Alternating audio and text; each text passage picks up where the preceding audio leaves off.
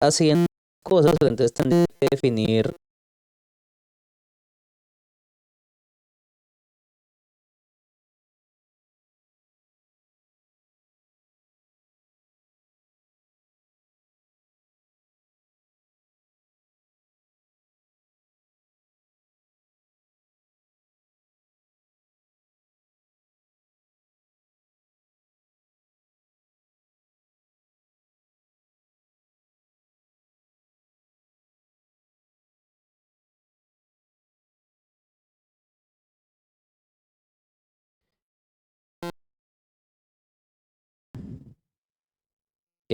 una función definida en el intervalo AB a los reales, una función continua en ese intervalo cerrado, en el intervalo AB, que es cerrado y acotado, o sea, es cerrado y tiene un inicio y un fin.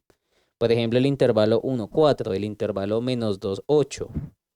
Sí, a eso nos estamos refiriendo, a intervalos que tienen un inicio y un fin. No son intervalos infinitos o menos infinito, no, nada de eso. Ok, entonces, para todo, vamos a llamarlo, para todo K, ¿dónde? Bueno, o tal que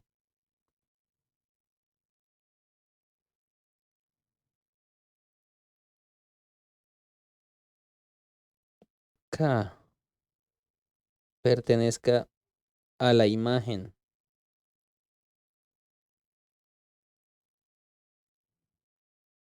de f de x en el intervalo AB, lo podemos definir así. O sea, básicamente, ¿qué es la imagen? Básicamente, pues es el conjunto de todos los valores f de x con x que están en el intervalo AB. ¿Listo? Entonces, si tomamos cualquier número que sea imagen de esa función en ese intervalo AB, ¿bien? Bueno, perdóname, vamos a decirlo así más bien. Ok, tal que si m es el máximo de f de x con x entre a y b, y m minúscula pues es el mínimo de la función x que está entre a y b, listo, con k que vive en el intervalo cerrado m minúscula, m mayúscula, entonces existe un x sub 0 en el intervalo, existe un x sub 0 que vive en ese intervalo AB, tal que f de x0 es igual a k. Y ya les voy a explicar qué quiere decir toda esta tronera de cosas. Bueno, es este teorema junto con uno que básicamente lo que va a hacer es que me asegura la existencia de este máximo y este mínimo.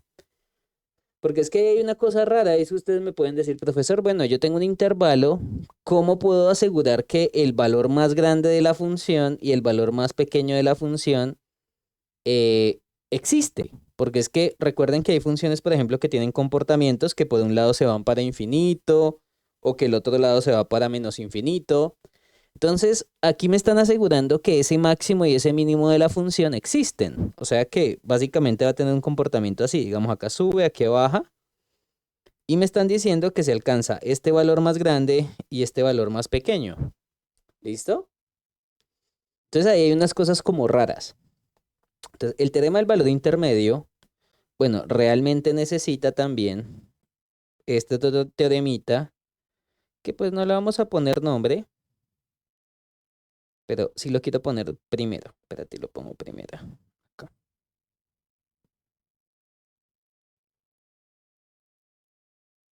Y ya voy a hacer el dibujito del teorema del valor intermedio. Entonces, el teoremita que también necesitamos para poder entender bien el teorema del valor medio es un teorema también adicional de continuidad que dice lo siguiente. Teorema. Pues uno acá podría decir existencia del máximo y mínimo absoluto. Bien, pero bueno, obviamente recuerden que estamos hablando de funciones continuas o de un intervalo cerrado. Entonces sea f una función que va del intervalo a b a los reales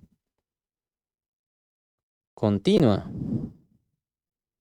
en ese intervalo cerrado a, b. Bien, entonces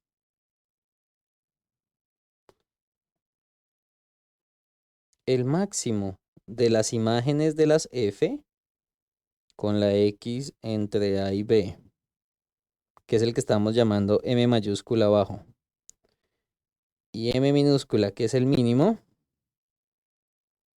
de las f de x tales que la x está entre a y b, existe. O sea, te aseguran la existencia de esos dos valores. Y es más, uno también puede probar que la función continua en ese intervalo cerrado y acotado, que en análisis se va a llamar compacto, alcanzan todos los valores entre el máximo y el mínimo. Pero bueno, el teorema del valor intermedio te ayuda a asegurar eso o a probarlo. El teorema del valor intermedio también tiene un caso que es equivalente, pero bueno, por el momento estos dos teoremitas de acá, tú me dirás, bueno, ¿y la demostración de eso cómo se hace? Pues para hacer una prueba que sea amena y que no sea tan densa, vamos a utilizar sucesiones para probarlas. Entonces, estos dos teoremas,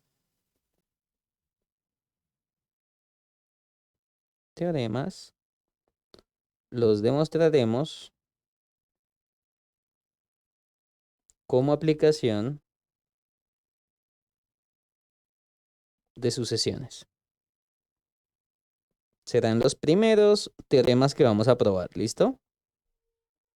Pero pues por el momento los vamos a dejar como en stand-by, pero sí los tenemos que utilizar. Pero bueno, voy a explicarles con un dibujito más o menos la idea del teorema del valor intermedio. Ustedes tienen una función, vamos a dibujar el gráfico de una función continua. Pregunta, ¿el gráfico de una función continua tiene huecos, tiene saltos? ¿O cómo es el gráfico de una función continua?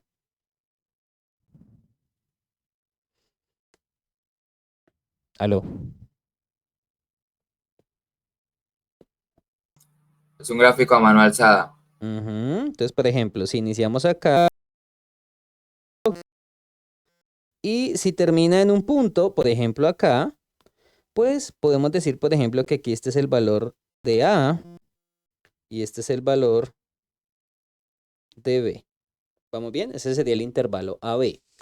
Fíjense que es un gráfico a mano alzada, es decir, que no tiene ningún corte ni nada. O sea, tiene un punto inicial, él se puede mover como quiera y tendrá un punto final cuando lleguemos a x igual a b. Pero bueno, ¿cuál es el lío acá? El lío acá es que fíjense que acá en los valores de la y, recuerden que aquí estamos en y contra x, ¿no? Fíjense que en los valores de la y va a existir un valor en y que es el más alto.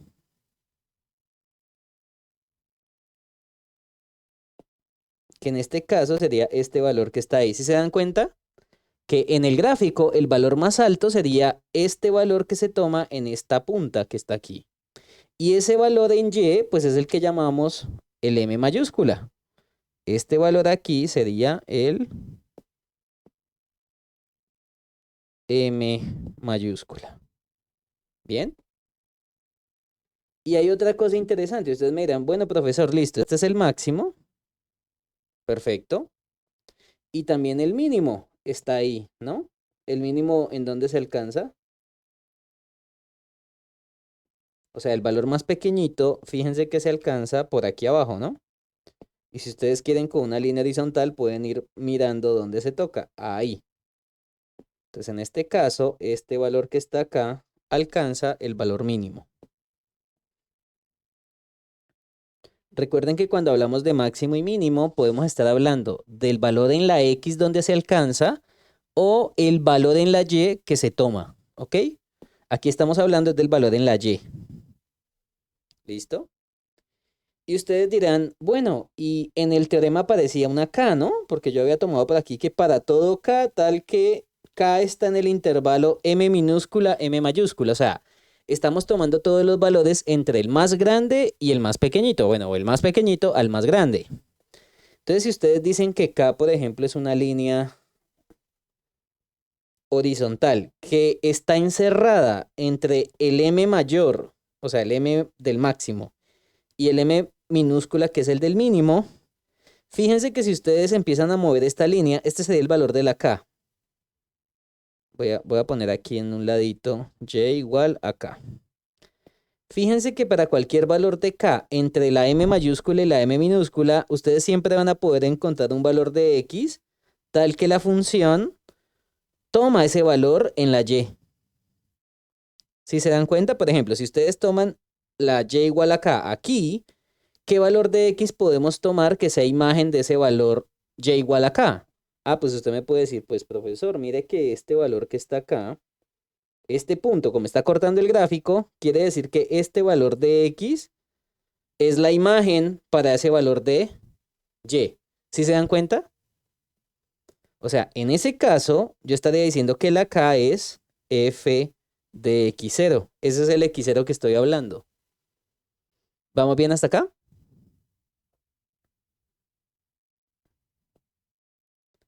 Y ustedes dirán, profesor, pero entonces eso solamente pasa con este ejemplo. No, realmente si usted pone a variar este gráfico, o sea, si empezamos a mover la línea roja, usted puede encontrar uno o más de uno.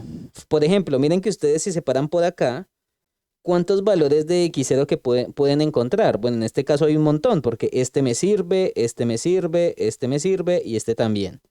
Todos estos serían preimágenes de ese valor en y serían diferentes valores, pero pues los podemos llamar x0 porque recuerden que el teorema te asegura es que exista.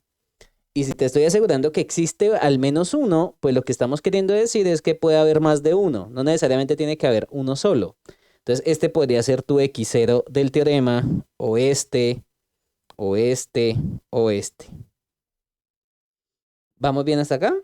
O sea, podrían haber muchas opciones o como pasó ahorita, pueda que solamente haya una opción. ¿Se acuerdan? Que fue el X0 que nos dio ahorita aquí abajo.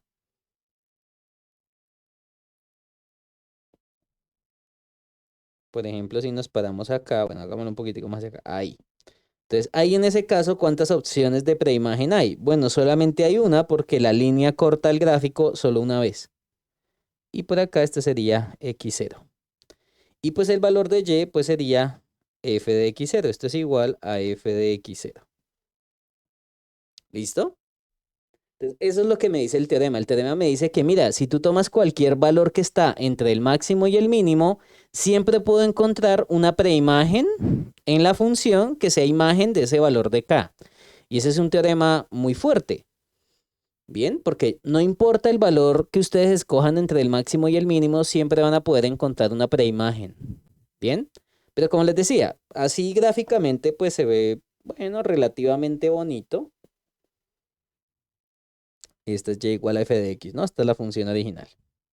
Pero entonces, en términos bonitos, eso es lo que dice el teorema del valor intermedio. ¿Ok?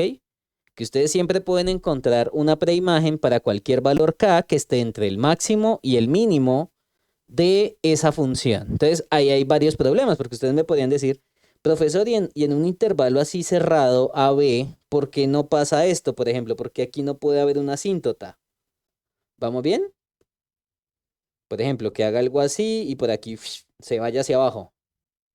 Bueno, el problema sería entonces la continuidad, porque recuerden que yo estoy pidiendo que sea continua en el intervalo cerrado. También algunos de ustedes me podrían decir, profesor, pero ¿cómo así que continúa en el intervalo cerrado si en los extremos solamente se va a poder acercar por un lado? Y es cierto.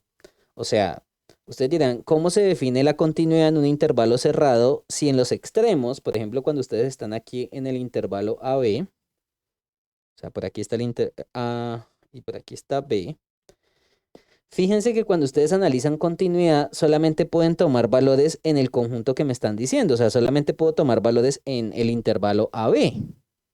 Y usted me puede decir, pero profesor, en el intervalo AB yo no puedo acercarme por izquierda en uno de sus extremos ni por derecha en el otro. Y ya les voy a decir por cuáles lados no se puede hacer el acercamiento. Por ejemplo, espérame que voy a borrar esto.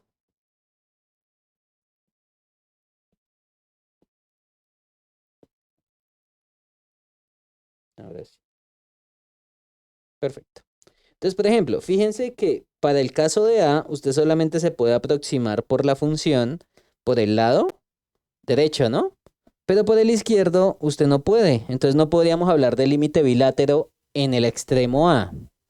Y lo mismo pasa con el extremo B. Usted se puede acercar por el lado izquierdo, pero no se puede acercar por el lado derecho, porque es que no hay función. O sea, miren que el gráfico, recuerden que para analizar un límite, si ustedes le dan una función en un dominio, usted tiene que mirar cómo se comportan los límites con lo que le dan.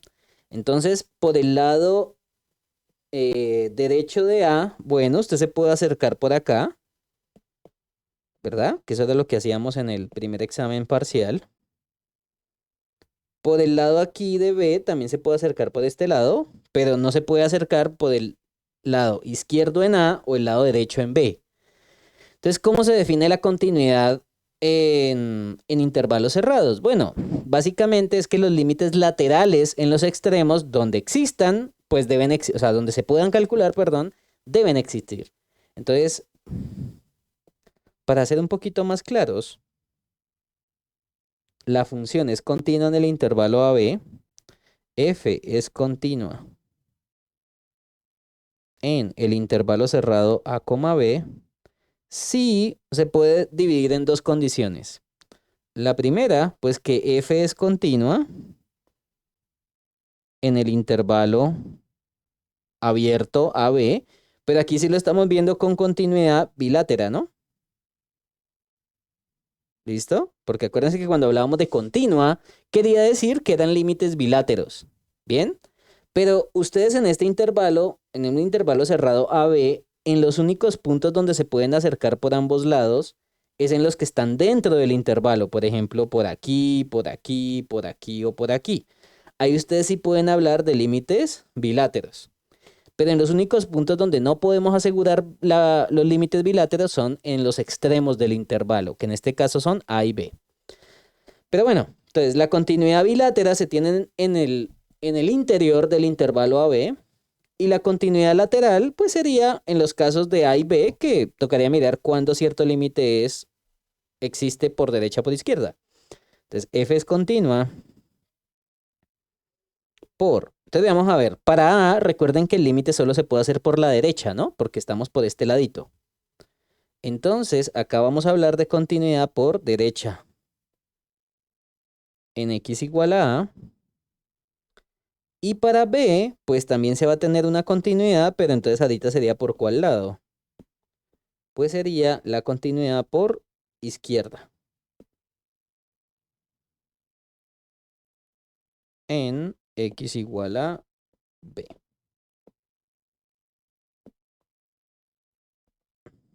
Porque pues usted solamente puede analizar límites por la izquierda en B y por la derecha en A porque son los extremos del intervalo. Entonces así es como se puede interpretar la continuidad en un intervalo cerrado. ¿Listo? Que esto también es algo importante porque a veces cuando uno ve estos teoremas uno dice que continúa en el cerrado diferenciable en tal cosa y uno, pero bueno, ¿por qué es continua en un cerrado? Si en un cerrado yo necesitaría que el límite bilátero exista. Y es cierto, porque así fue como yo les definí la continuidad. Pero cuando son límites en conjuntos cerrados o que toman extremos, usualmente uno reduce la condición de continuidad a ser continuidad por izquierda o por derecha, que eso también ya lo vimos en clase. ¿Listo? Entonces, bueno, ustedes dirán, listo, estos teoremas entonces los vamos a probar más adelantico, pero los vamos a usar para poder probar los que realmente me interesan ahorita que tienen que ver con derivadas. Entonces, vamos a volver a copiar este título. Y ustedes dirán, ¿por qué? Bueno, porque los teoremas que ahora sí vamos a probar el día de hoy son teoremas que tienen que ver con continuidad, pero bueno, más que todo con derivadas o diferenciabilidad.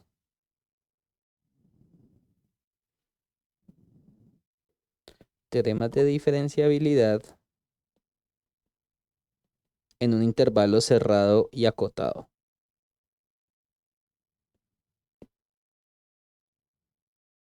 O sea, cuando hablamos de diferenciabilidad estamos hablando de derivadas, ¿ok? Bueno, hay un teorema interesante. O sea, antes de hablar de los principales, que son el teorema de Rolle, el teorema del valor intermedio y el teorema de Cauchy o el teorema del valor medio generalizado, vamos a probar una cosa interesante que tiene que ver sobre máximos y mínimos dentro de un intervalo. Entonces, este teoremita lo voy a utilizar como algo adicional que vamos a usar para poder probar el teorema de Rolle. Entonces, el teorema de Rolle, bueno, este no es el teorema de Rolle, sino es un teorema que nos va a ayudar a probar el teorema de Rolle. Y dice lo siguiente. Sea f una función definida en el intervalo cerrado AB a los reales, continua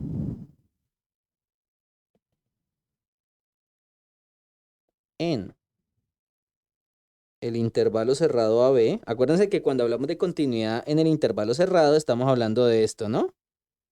Que es continuidad bilateral en el cerrado y continuidad por izquierda o por derecha en los extremos, dependiendo pues por cuál lado me puedo acercar. Entonces, tenemos una función que es continua en el intervalo cerrado AB y derivable o diferenciable en el intervalo abierto AB. Ustedes me podrían decir, profesor, ¿y por qué la derivada sí tiene que ser en el abierto? Bueno, porque recuerden que el concepto de derivada sí era un límite bilátero. Y por lo que les conté acá, en los únicos lugares por donde ustedes pueden hacer límites biláteros en un intervalo cerrado AB es dentro del intervalo. Los extremos los tenemos que ignorar. ¿Ok? Entonces acá pues vamos a trabajar solamente con los puntos que están dentro del intervalo AB. Y cuando decimos que es derivable o diferenciable en el intervalo AB, pues lo que estamos queriendo decir, pues de pronto, para hacer un poquito más clara esta parte, es que la derivada de f existe para todo intervalo AB. ¿Ok? Eso es lo que quiere decir que sea derivable o diferenciable.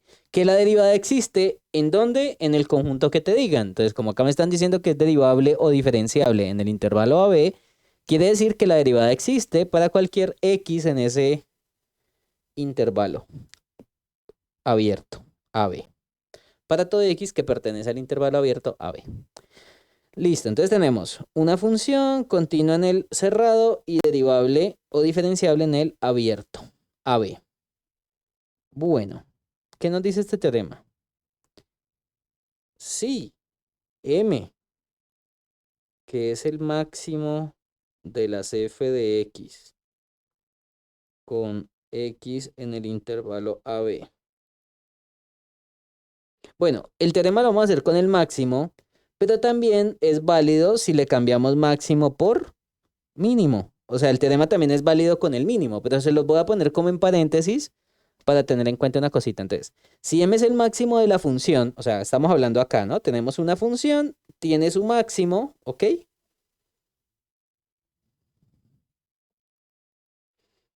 Entonces, si m es el máximo y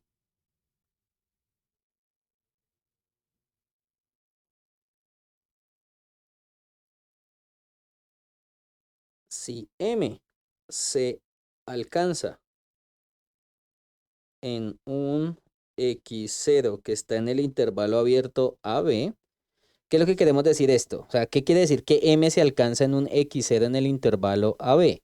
Lo que quiero decir es que Entonces, este pedazo cuando digo es que m se alcanza en ese valor x0, pues lo que quiero decir es que m es la imagen de un x0, bien, con x0 que está en el intervalo AB.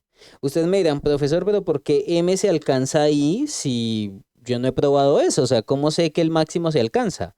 Bueno, pues ese es precisamente el teorema del valor intermedio. Recuerden que el valor de K es un valor que está entre el máximo y el mínimo, pero como esto es un intervalo cerrado, también estoy tomando el máximo y el mínimo. O sea que, en particular, si tomo a K igual al máximo, lo que estoy diciendo es que, por ejemplo, si el K fuera el máximo, existiría un valor x0 en el intervalo que toma ese valor máximo o toma el valor mínimo. Por eso les digo que el teorema del valor intermedio es muy importante, pero pues tranquilos que ya les voy a escribir por qué es que podemos asegurar cada una de estas cositas.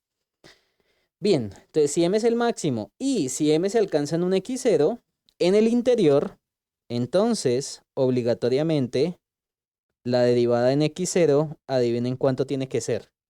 Recuerden que la derivada en un valor de x representa la pendiente ¿de qué? De la recta tangente, ¿no? Entonces, si ustedes miran, por ejemplo, en este gráfico y miran el máximo que está ahí, fíjense que cuánto valdría la pendiente de la recta tangente ahí. Resulta que los máximos, bueno, y no solamente un máximo absoluto, puede ser también un máximo local, que yo ahorita les voy a hablar de esto.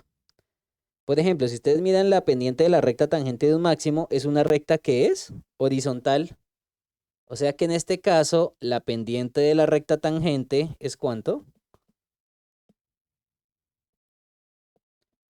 Entonces, la pendiente de la recta tangente es 0. Y fíjense que no es solamente en el máximo, también va a pasar con el mínimo. Pero pues ahorita vamos a hablar mejor de esto. La pendiente de la recta tangente es 0. Entonces, hay una cosa interesante con los máximos y los mínimos, ya sean absolutos o locales, que ya después voy a hablar de ese concepto.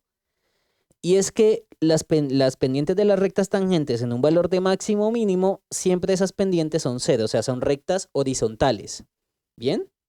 Y este teorema va a ser como un primer paso para relacionar derivadas con máximos y mínimos. Entonces, si tenemos un punto de máximo y ese valor de máximo se alcanza en el interior, entonces su derivada en el interior es 0. Y vamos a demostrar este teorema, ¿ok? Bueno, entonces vamos a demostrarlo, que este es un teorema que nos va a ayudar un poquito para probar el teorema de Rolle. Realmente esta es una versión débil del teorema de Rolle, pero pues ya ahorita vamos a hablar de eso. Entonces, demostración. Sea x0 un valor, bueno, en el intervalo AB, tal que f de x0 es el máximo. Es m mayúscula con, recuerden que m mayúscula es el máximo, o sea, es el valor más grande, máximo de las imágenes de la f, con x que está en el intervalo AB. Bueno, como ustedes necesitan probar que la derivada es 0, y yo estoy imaginándome que tiene derivada en el intervalo AB, pues quiere decir que la derivada existe. Entonces, aquí hay una propiedad interesante en los números reales y se llama la propiedad de tricotomía.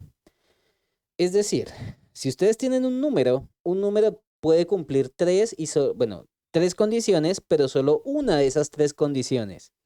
Y ustedes dirán, pero ¿cómo así que condiciones? Que solo una. ¿De qué me está hablando, profesor? Bueno, les estoy hablando de lo siguiente. Para la derivada, entonces, por hipótesis, la derivada en x0 existe, ¿no? Porque me están diciendo que la función es diferenciable en el interior del intervalo AB. Y me están diciendo que x0 vive en el interior. O sea que pues la derivada en x0 debe existir. ¿Bien? El problema es, bueno, perfecto, existe, pero entonces yo necesito saber si es cero o si es negativa o si es positiva, que ahí es donde entra la ley de tricotomía. Un número real o es positivo o es negativo o es cero. ¿Bien? Entonces, la demostración de este teorema realmente se va a hacer por contradicción. Es decir, vamos a utilizar, bueno, vamos a suponer, perdón, que por ejemplo la derivada en x0 no es cero y vamos a llegar a algo que es falso, ¿ok? Entonces, vamos a hacerlo por casos.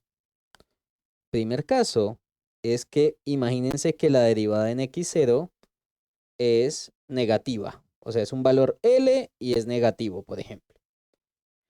Entonces, imaginémonos que la derivada es negativa, porque bueno, yo sé que la derivada existe, pero entonces si existe puede ser cualquier número, entonces puede ser un número negativo, puede ser un número positivo o puede ser cero.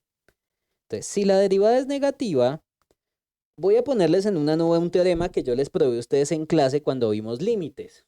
¿Qué decía ese teorema? Ese teorema decía lo siguiente. Si el límite cuando x tiende a de una función es L y ese es negativo, bueno, creo que yo se los probé con positivo y les había dejado de tarea el negativo. Si el límite de una función es negativa, entonces existe un delta positivo tal que si el valor absoluto de x menos a es menor que delta y es mayor que cero, entonces las imágenes de esa función son negativas en ese intervalo. ¿Recuerdan? No sé si ustedes se acordarán de este teorema, pero pues yo sé que se los di porque yo me acuerdo que les hago en clase. Y ya les voy a hacer como el dibujito porque creo que también, además de hacerles la demostración, yo les hice un dibujito como para que entendieran qué era eso. Entonces, ¿qué era lo que quería decir esto? Si, por ejemplo, aquí está x igual a A, y ustedes me están diciendo que el límite de la función es negativa en A, o sea, quiere decir que, por ejemplo, la función puede hacer esto, bajar y acá, digamos, volver a subir, ¿listo? Y el valor del límite es un valor que es negativo. Entonces, por acá, este es el valor del límite que lo estamos llamando L. Entonces, yo podía encontrar un intervalo centrado en A de longitud delta, que sería este intervalo que está acá, y delta es este pedacito de radio, ¿no? ¿Se acuerdan que delta es un radio, no? Y fíjense que en ese pedacito el gráfico, ¿qué valores toma? O sea, si analizamos el gráfico en este pedacito nomás, si analizamos el gráfico solo en este pedacito, pues miren que la función es negativa en ese pedazo. Entonces, eso es lo que nos quiere decir este teorema, que podemos encontrar un intervalo centrado en A quitando A, tal que la función es netamente negativa. O sea, la imagen de ese intervalito es netamente negativa, que básicamente es el comportamiento que tiene la función en este pedacito. Fíjense que las imágenes de esa función todos están por debajo del eje X. ¿Bien? Entonces, este fue un teorema que nosotros hicimos en clase, principalmente para probar, si no estoy mal, la derivada del cociente. ¿Se acuerdan que en la derivada del cociente hubo un pedazo donde tocó acotar un denominador? Y con esa cota, pues probamos que existía la cota. Bueno, en fin, ahí uno se fue de carrera. Y en un momento yo les dije, necesito este teorema. Creo que yo se las había probado con positivo. Pues con negativo también es cierto. O sea, ustedes también pueden hacer una variación y ponerle cuando la L sea positivo. ¿Listo? Y es la misma cosa, pero entonces aquí le ponen positivo en vez de negativo. Entonces, este fue un teorema que nosotros trabajamos en clase, gracias a Dios, y lo vamos a usar acá. Y ustedes dirán, profesor, pero ¿por qué me habla de límites si estamos hablando de derivadas? Bueno, acuérdense que la derivada que es un límite. Entonces, ¿qué es lo que estamos diciendo acá? O sea, esta misma condición de que la derivada es negativa, pues también la puedo expresar en términos de límites. Ustedes me pueden decir, ¿cómo así? Bueno, sí, ustedes se acordarán que vimos que el límite, una derivada, perdón, es un límite. Y es un límite especial, ¿no? Esto es límite cuando x tiende a x0 de f de x menos f de x0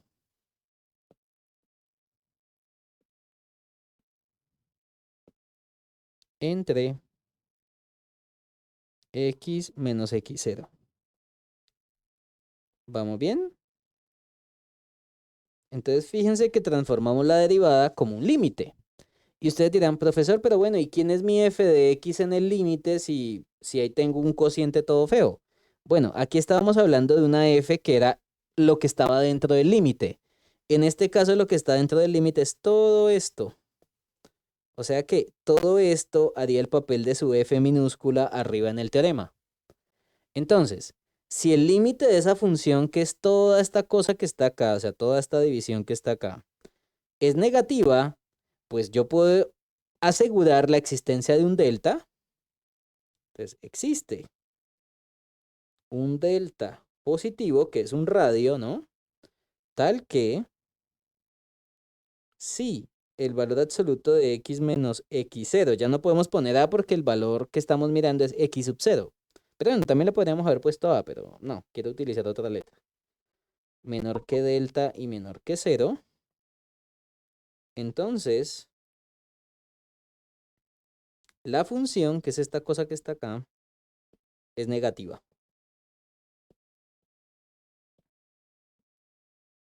Es negativa.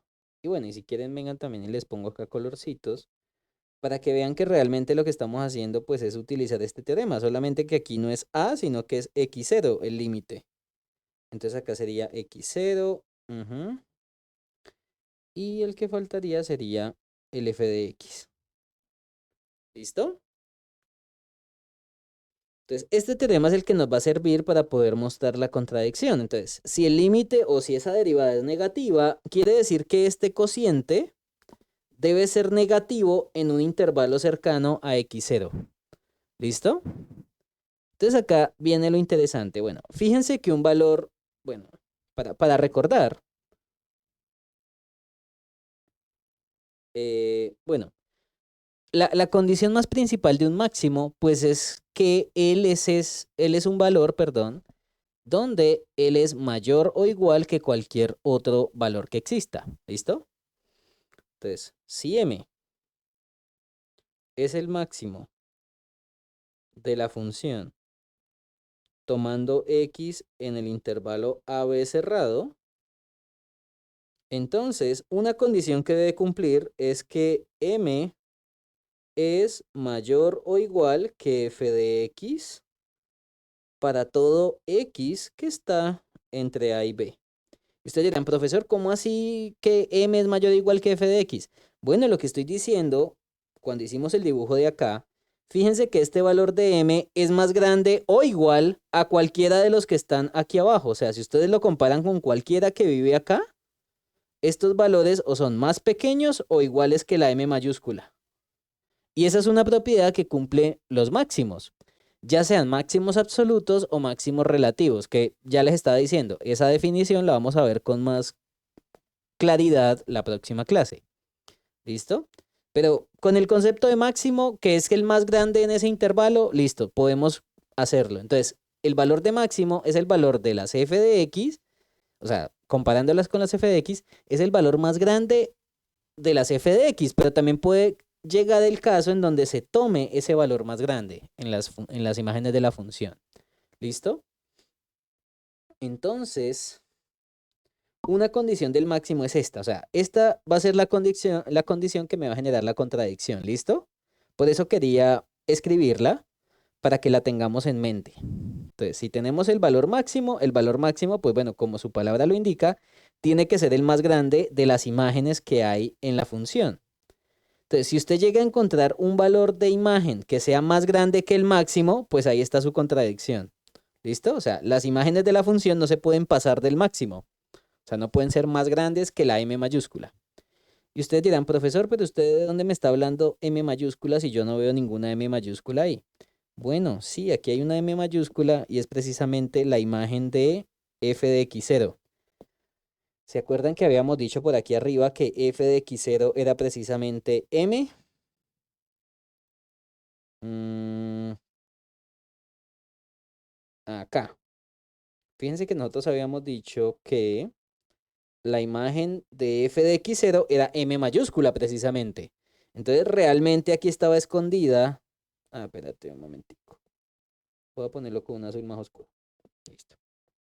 Entonces, esta condición que está acá, que me estaba diciendo que f de x0 era m, pues la voy a poder reemplazar acá, porque es que eso del f de x0 está como raro. Entonces, más bien relacionémoslo con la m mayúscula. Y esto sería f de x menos f de x0, que es m, perdón, entre x menos x0 menor que cero. Muchos de ustedes estarían tentados a decir, ah, pues pasemos este que está aquí al otro lado a multiplicar y ¡pum! Salió todo. Bueno, usted puede estar casi en la idea que es, o sea, la idea correcta es utilizar esa desigualdad. Muy bien. ¿Cuál es el problema? El problema es que este intervalo que está aquí, para que recordemos una cosita, espérate, qué pena lo borré. Recordemos que este intervalo, bueno, yo creo que ustedes están cansados de esto, pero ustedes recordarán que este intervalo se puede ver como lo siguiente. Em, x0 menos delta, coma, x0 más delta. ¿Se acuerdan que este sería el intervalo tomando el centro, no? Pero a ese intervalo le tengo que quitar x0. O sea que realmente lo podemos ver de la siguiente forma. Bueno, esto menos x0 porque recuerden que esto también se denomina un intervalo pinchado. O sea, es un intervalo que le estoy quitando el centro. ¿Listo? Que, bueno, utilizando desigualdades uno puede llegar a esta condición. O más bonito, hagámoslo con un dibujo para que se vea mejor. Si este es x0, este es x0 menos delta y este es x0 más delta, pues realmente ese intervalo pinchado representa lo siguiente. Bueno, por un lado representa este intervalo, que sería x0 menos delta y x0 sin tomar el centro, porque recuerden que estamos pinchándolo. Y el otro pedazo sería el pedazo por derecha, que si quieren lo podemos hacer con verde. Este otro pedazo sería sin tomar x0, sin tomar x0 más delta y tomamos este otro pedazo de acá. ¿Listo? Y el x que estamos tomando, porque ustedes dirán, bueno, pero hay un x que estoy tomando en ese intervalo. Bueno, pues va a haber un caso y es que un caso sería cuando el x vive por acá y el otro caso es cuando el x vive por acá. Y ustedes dirán, profesor, ¿y por qué hay casos diferentes? Bueno, porque es que fíjense que en un lado, si tomamos x en el lado izquierdo, por ejemplo acá, x menos x0 yo creo que va a tomar un signo diferente de tomar el x que está por acá, porque es que fíjense que aquí el x es más grande que x0 y aquí es al contrario, o sea, en el otro lado, la x es más pequeña que x0. Entonces, esta resta puede cambiar de signo. Entonces, no podríamos ahorita decir, ah, tomamos este y lo pasamos allá a multiplicar. ¿Por qué? Porque las desigualdades son muy susceptibles a cambios de signo. Entonces, si usted tiene un cambio de signo, usted no me puede pasar a multiplicar nada. Usted no puede hacer eso. ¿Bien? Pero lo que sí podemos hacer es dividirlos en dos casos. Por ejemplo, el primer caso sería el que está en color verde. Entonces vamos a ponerlo con colorcito verde. Si la x está entre x0 y x0 más delta, pues acá sí podemos decir qué signo toma x menos x0. X menos x0, pues en este caso el x es más grande que el x0. O sea que estoy tomando un número más grande que otro y le estoy restando el más pequeñito al más grande. Quiere decir que x menos x0 es positivo en este caso. Entonces, como usted ya sabe que en ese pedazo este denominador es positivo, pues si tenemos esto y usted me dice, profesor, voy a pasar este que está acá y lo voy a pasar a multiplicar, bueno, ahora sí lo podemos hacer con toda tranquilidad. Entonces, si usted me toma el denominador y lo pasa a multiplicar, ¿la desigualdad cambia o no cambia? Entonces, si usted pasa a multiplicar este x menos x0 por el 0 que está acá, pues la desigualdad no cambia. Y usted me dirá, ¿por qué? Bueno, no cambia porque precisamente el número que usted pasó a multiplicar al otro lado es positivo. Y ustedes recordarán que los números positivos, ellos no alteran una desigualdad si se multiplica o divide por ese número que sea positivo. ¿Vamos bien? Y bueno, ahora sí acá llegamos a que f de x menos m es menor que cero, porque cero por cualquier cosa da cero. Y aquí estamos diciendo que f de x es más pequeño que la m mayúscula. Bueno, ustedes dirán, profesor, aquí se generó la contradicción. Bueno, no, porque es que precisamente la f de x tiene que ser más pequeña o igual que la m. Entonces, por ahora no generamos ninguna contradicción acá. Pero estoy más que seguro que la condición que sigue, esa sí va a generar la contradicción. Entonces, la otra condición es tomar un valor que esté a la izquierda. Es decir, vamos a tomar ahora en el intervalo moradito. Pero pues el intervalo moradito es diferente, entonces voy a poder borrar acá. Esto es x0 menos delta y este es x0. Y en ese caso, si x0 es más pequeño que, perdóname, x0 es más grande que x, esta resta va a ser negativa en este caso. Y este es el caso que habíamos puesto por acá con morado. Este caso sería el de este ladito de acá. Bien. Y el verde, pues es el caso que está en verde. Entonces no, por eso estoy utilizando esos dos colores. Bueno, en este caso, si usted me pasa a multiplicar un valor que es negativo al otro lado de la desigualdad, bueno, aquí sí toca tener cuidado porque cuando ustedes multiplican por un número que es negativo, la desigualdad sí cambia. ¿Vamos bien? La desigualdad cambia, ya que x menos x0 es negativo. Y recuerden que al ser un valor negativo, si ustedes pasan a multiplicar un valor negativo en una desigualdad, la desigualdad automáticamente va a cambiar. Entonces, de aquí podemos deducir que f de x menos m es positivo y estamos diciendo que f de x es más grande que m, pero m recuerden que es el máximo de las f de x con x entre a y b. Cuéntame, José David. Aló, José David. No, profe, no tengo ninguna duda. Ajá, ok, ok, ok. Y pues ahora sí, fíjense que por aquí habíamos dicho que m era el máximo y pues m tiene que ser mayor o igual que cualquier imagen de la función. Pero aquí estoy diciendo que hay un valor x cuya imagen es más grande que el máximo. Pues ahora sí, toma tu contradicción.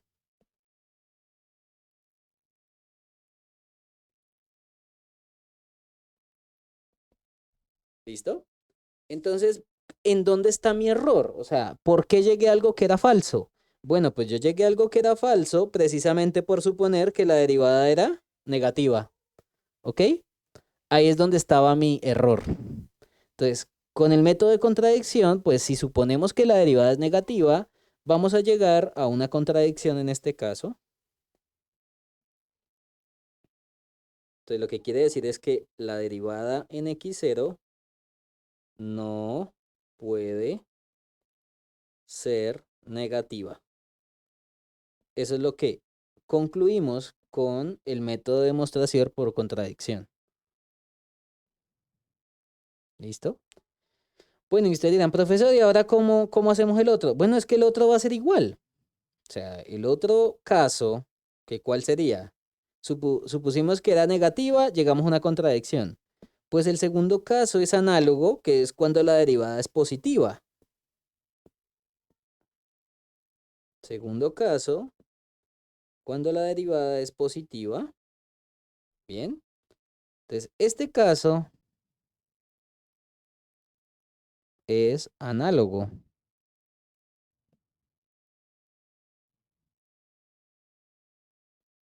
al caso 1.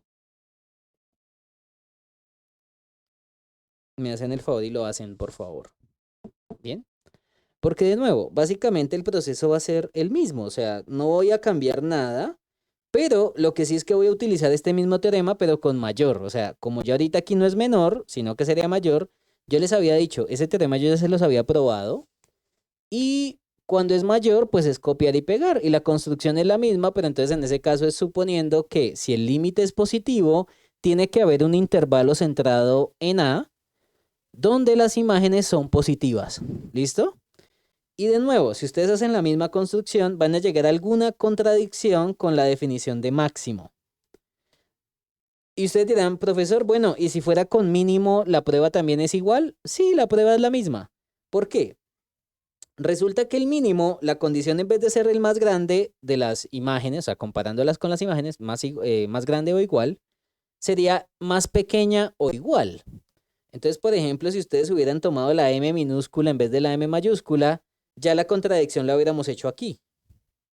Porque si fuera con el mínimo, o sea, si cambiamos la M mayúscula por M minúscula, recuerden que el mínimo es el más pequeño o igual a las imágenes de F. Yo aquí estoy diciendo que la F es más pequeña que, por ejemplo, si cambiáramos la M mayúscula por M minúscula, estaremos diciendo que F de X es más pequeña que el mínimo y pues eso contradice la condición de mínimo. Entonces, lo interesante de estas dos condiciones o esta demostración es que no solamente sirve con máximo, sino que también sirve con mínimo. La de mínimo es copiar y pegar lo mismo. ¿Listo? Y mirar a cuál desigualdad uno llega a la contradicción y se acabó. ¿Vamos bien? Entonces, si la derivada no puede ser positiva ni negativa, ¿cuál es la única condición? Entonces, por la ley de tricotomía,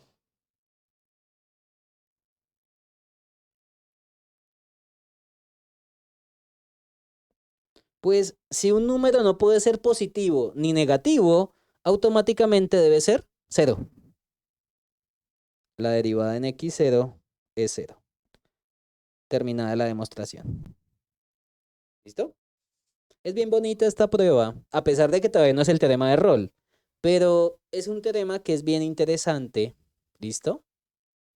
Y ya les voy a contar la utilidad que tiene con el teorema de rol. ¿Listo? ¿Hasta aquí alguna duda, chicos? O sea, bueno, recuerden que ahorita pues yo les voy a enviar las notas, no les he pedido que, o sea, en estas clases online no les pido tanto que se pongan a escribir como locos, porque sé que a veces no va a alcanzar el tiempo para escribir todo. Pero recuerden que ustedes tienen las notas y me interesa más es que vayan entendiendo qué es lo que va pasando en cada parte. De todas maneras, si llegan a tener alguna duda, me pueden decir y yo les ayudo. ¿Listo? Pues estas son demostraciones muy bonitas en el sentido que eh, la contradicción, o sea, siempre se va a intentar buscar una contradicción, ¿ok? O bueno, en algunos casos también va a ser de método directo, pero pues... Bueno, entonces ahora sí entremos a la parte, a la sustancia de la clase del día de hoy, que son el teorema de Rolle, el teorema del valor medio y el teorema del valor medio de Cauchy. Los tres están muy relacionados y nos vamos a dar cuenta que con que hagamos Rolle, o sea, si usted demuestra el teorema de Rolle, ya tiene hecho teorema del valor medio y ya tiene hecho el teorema del valor medio de Cauchy. Aunque obviamente yo los voy a hacer de una forma relativamente rápida. Pues ya les voy a contar por qué. Porque la verdad voy a utilizar cositas de determinantes. Ustedes dirán, pero ¿cómo así que determinantes si usted me está hablando de cálculo? Bueno, ya ahorita les voy a hablar de una matriz especial que les va a ayudar incluso a que ustedes se aprendan esa demostración rápido. Eh, no es que les vaya a poner una demostración de estas en el examen, pues no, porque es que, bueno, cuando usted se gradúe de matemáticas, este debería ser un teorema que usted debe saberse, ¿bien? Porque en análisis lo va a volver a ver. Entonces, tarde o temprano van a tener que volver a él. E incluso en cálculo en varias hay versiones del teorema del valor medio, ¿bien? Entonces, el teorema del valor medio es un teorema muy importante en cálculo, no solamente ahorita, sino que en integral también lo van a ver. Allá se va a ver el teorema del valor medio para integrales. En cálculo vectorial también van a ver un teorema del valor medio. En análisis obviamente van a ver los teoremas clásicos del valor medio también. Entonces, por eso les digo que hay muchas posibilidades de aquí en adelante. Pero pues por ahora vamos a ver una versión débil, o bueno, una versión sencilla del teorema del valor medio. Pero bueno, empecemos con el teorema de Rolle.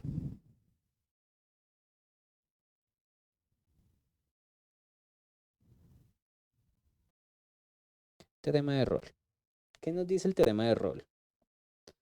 Sea f una función definida del intervalo cerrado a b a los reales, continua en el intervalo a b y diferenciable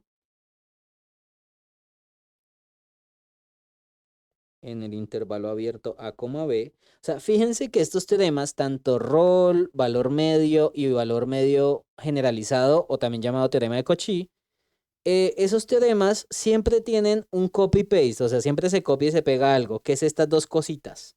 Como mínimo van a tener eso copiado. La función es continua en el cerrado y diferenciable en el abierto. Entonces siempre se van a tener que saber esa parte, ¿listo? Pero diferencia entre uno y el otro son en unas cositas muy básicas. Entonces, por ejemplo, el teorema de Rolle pide también adicionalmente lo siguiente. Con f de A igual a f de B. O sea, me están diciendo que f de A es igual a f de B. O sea, las imágenes en los extremos deben ser iguales. Y ahorita les voy a hacer un gráfico para entender. Entonces, existe un x0. Bueno, a veces en los libros le ponen C. Bueno, pongámosle C. Ok. Existe un C en el intervalo abierto, tal que, adivinen cuánto vale la derivada. La derivada es 0. ¿Listo? Este teorema de Rolle es bien bonito, ya se lo voy a dibujar, porque es que cuando ustedes estén en un teorema, o sea, si ustedes como matemáticos tienen que mirar un teorema, o como químicos, si quieren entender una ecuación física, lo ideal es verlo con un ejemplo, o sea, intenten buscar un ejemplito para poder entender mejor las cosas, porque a veces uno de manera tan teórica pues se vuelve un dolor de cabeza y uno no termina entendiendo nada, ¿ok? Entonces, vamos a hacer un dibujo que cumpla esas dos condiciones. Entonces, imagínense que por aquí está A, imagínense que por aquí está B. Y por ejemplo, si la imagen de A empieza acá, me están diciendo que la imagen en B es la misma. ¿Bien? Porque estamos diciendo por acá que f de A es igual a f de B. O sea, la imagen en los extremos son iguales. Y usted me dirá, bueno, ¿y cómo puedo hacer el gráfico? Bueno, como quiera, porque lo que sabemos es que es continua. Entonces sabemos que ese gráfico no puede tener ni huecos ni saltos, ¿no? Entonces es un gráfico que es a mano alzada. Entonces, por ejemplo, ustedes lo pueden imaginar así, bla, bla, bla, boom, boom, boom. Ahí. Si usted quiere, le podría hacer más efectos, más ondas, lo que quiera. Pero entonces, ¿qué es lo que pasa? Lo que me dice el teorema de Rolle es que, bueno, si ustedes tienen un valor donde las imágenes son iguales, en los extremos, tiene que haber un punto donde la derivada es 0. Entonces, con el teorema que hicimos antes, ¿ustedes qué candidatos creen que podemos tomar que tenían derivada igual a 0? Pues los valores de máximo o los valores de mínimo. ¿Ok? Entonces, esos son los valores que me van a servir para hacer la prueba de la demostración, porque ya con el teorema anterior sabemos que si tenemos una función con las mismas condiciones del teorema de Rolle, por lo menos en la continuidad en el cerrado y la diferenciabilidad en el abierto, podemos encontrar un punto donde la derivada es 0 y es precisamente el máximo o el mínimo. Como les decía, este teorema se puede hacer para máximo o para mínimo. ¿Listo? Entonces, pues básicamente el juego del teorema de Rolle con el teorema que ya probamos es mirar dónde está el valor máximo o el valor mínimo. Por ejemplo, en este caso, podemos utilizar el valor máximo absoluto, que es este que está aquí arriba, el valor mínimo absoluto, que sería el que está aquí abajo, pero también hay unos valores de máximo y mínimo que también podría utilizar en ese caso. Bueno, los voy a utilizar con otro colorcito porque en la próxima clase los vamos a ver de manera especial. Porque usted me podría decir, oiga, profesor, pero este también sería un máximo o un mínimo. En este caso, este sería un máximo, el que estoy ahora sí dibujando. Y este que está aquí abajo sería un mínimo, pero no es un máximo y un mínimo absoluto. O sea, no es un máximo o un mínimo en toda la gráfica, sino que en un pedacito de la gráfica. Bien. Y usted me podría decir, profesor, ¿y ahí cómo trabajo uno? O sea, ¿cómo trabaja uno con un máximo que sea en un pedacito del gráfico? Bueno, recuerden que el concepto de límite precisamente es para pedacitos del gráfico, ¿no? ¿Se acuerdan que cuando mirábamos recta tangente, yo les decía, mira, la recta es una recta que corta en un punto, pero en un pedacito del gráfico, no tiene que cortar solamente en un punto en todo el gráfico. ¿Bien? Entonces ahí es donde se va a empezar a relacionar con la derivada. Pero bueno, no me les quiero hacer tanto spoiler. Entonces, en la demostración, realmente nos vamos a enfocar es en el máximo absoluto, que sería en este caso este valor, o el mínimo absoluto, que es este valor. Pero podrían haber puntos adicionales que tienen que ver con máximos y mínimos, pero son una condición un poquito más débil. O sea, es un máximo y un mínimo, pero en un pedacito del gráfico. ¿Bien? Pero ignoren estos. O sea, estos que están acá no los vamos a usar, sino que vamos a utilizar es el máximo en todo el gráfico. ¿Vamos bien? Entonces, el teorema de Rolle se puede hacer fácil si hacíamos este teorema, porque si no, nos tocaría probar este teorema dentro del teorema de Rolle y se nos vuelve un dolor de cabeza completo. Ok, perfecto. Entonces vamos a utilizar el teorema anterior, pero entonces vamos a escribirlo bien. Recuerden que en matemáticas ustedes tienen que ser muy argumentativos y pues también no dejar cabos sueltos, o sea, no dejar posibilidades en el teorema donde haya como libertad y pueda pasar cualquier cosa, ¿no? Uno siempre tiene que hacerlo en términos de los casos, ¿verdad? O sea, definir casos y probar que en cada caso pasa algo. Ok, primer caso, caso 1. Entonces, aquí el dolor de cabeza va a ser el máximo y el mínimo. Recuerden que aquí el máximo absoluto, o sea, el m es el máximo de las imágenes de la función, tomando los valores de x entre a y b. Y el mínimo es la misma cosa, pero en vez de tomar el máximo, pues es el mínimo, o sea, es el más pequeñito. Pero cuando veamos sucesiones, vamos a ver esa definición de máximo y mínimo en términos más generales. Realmente lo vamos a ver en términos de supremo e ínfimo, que es un término un poquito más general, pero que recae en el caso de máximo y mínimo. ¿Listo? Entonces, esos dos conceptos los vamos a abordar mejor más adelante, pero por lo menos me interesa tener una idea sencilla de estas dos cositas. Entonces, yo puedo decirles a ustedes acá, sean, bueno, ahí no cabe, creo que ahí no cabe las dos cositas.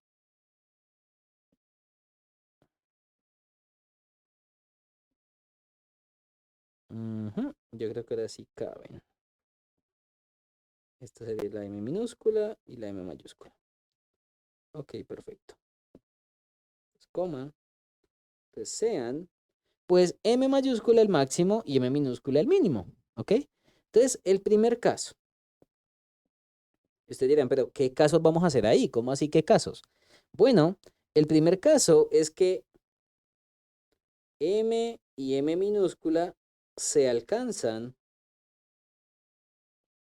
en x igual a A y x igual a B. Este es un caso raro, porque incluso a veces en las demostraciones lo omiten, pero vuelve y juega. Cuando usted hace una demostración, usted no puede dejar cosas libres. Usted tiene que asegurar que en cualquier caso el teorema es válido. A veces en las demostraciones lo ignoran porque a veces dicen que este es el caso trivial, pero bueno, vamos a ver por qué es trivial. Entonces, si yo les digo que la M mayúscula y la M minúscula se alcanzan en los extremos, o sea, el máximo y el mínimo se alcanzan ya sea en A o en B, pues, por ejemplo, si f de A es M minúscula,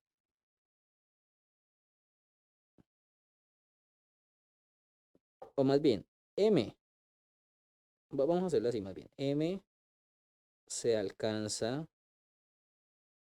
en X igual a y en X igual a E, a B. Y el otro caso que es similar es cuando el mínimo, más bien, el mínimo se alcanza en esos dos valores precisamente. Bueno,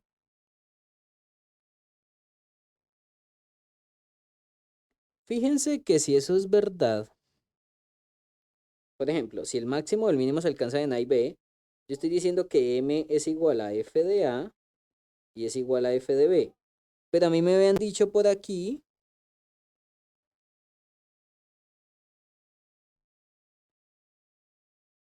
ok, M es igual al máximo, al mínimo. Ok. Ah, bueno, espérate un momentico. M mayúscula y M minúscula, ahora sí. Se alcanzan en x igual a n, x igual a b. Entonces, digamos, si por ejemplo m mayúscula se alcanza en f de a y m minúscula se alcanza en f de b, entonces, ¿cómo? Recuerden que por hipótesis habíamos dicho que f de a era igual a f de b, ¿no? Acá. Entonces, ¿cómo?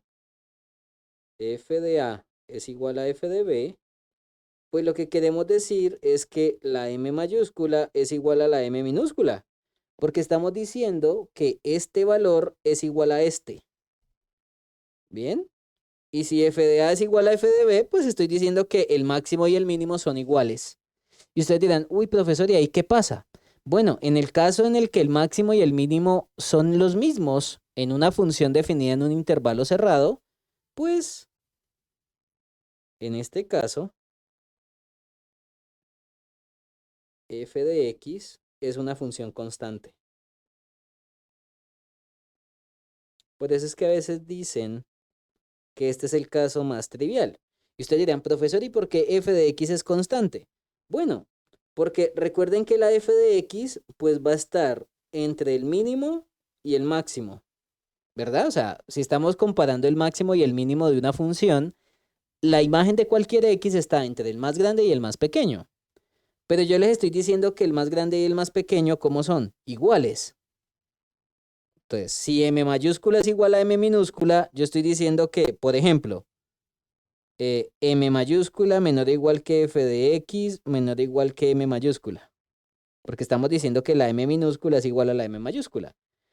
Entonces estoy diciendo que la f de x está entre un número y el mismo número por arriba. O sea, está por arriba y por abajo entre el mismo número.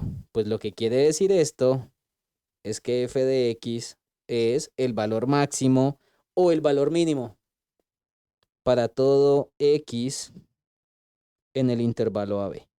Bueno, y si tenemos una función que es constante, que es un número, ¿cuánto es la derivada de esa función? ¿Cuánto es la derivada de un número? Pues cero, ¿no? Entonces, si la función es constante, o sea, si la función es un número, pues su derivada es cero automáticamente. Y sería cero para todo x, pero recuerden que cuando tenemos funciones definidas en intervalos, nos toca quitar los extremos en las derivadas, ¿no? Porque aquí estamos hablando de derivada bilátera. Entonces, para poder derivar esta función, yo tengo que quitar los extremos. ¿Listo? Entonces, si la función es constante, si la función es una línea horizontal, pues al ser constante, su derivada es automáticamente cero, porque eso fue un teorema que vimos también en derivadas, ¿no? Que la derivada de un número es cero automáticamente. Pero como estamos definidos en un intervalo que se toma un valor en un extremo, recuerden que para poder derivar tranquilos tenemos que quitar los extremos, ¿ok? Y dense cuenta que en este caso, pues ya tendríamos pues la demostración del teorema de Rolle, porque estamos diciendo que el teorema de Rolle dice que existe un c tal que la derivada es cero, pero realmente no estamos encontrando uno, estamos encontrando un montón, porque yo les estoy diciendo que la derivada es cero para cualquier x en el intervalo AB. Entonces, en particular,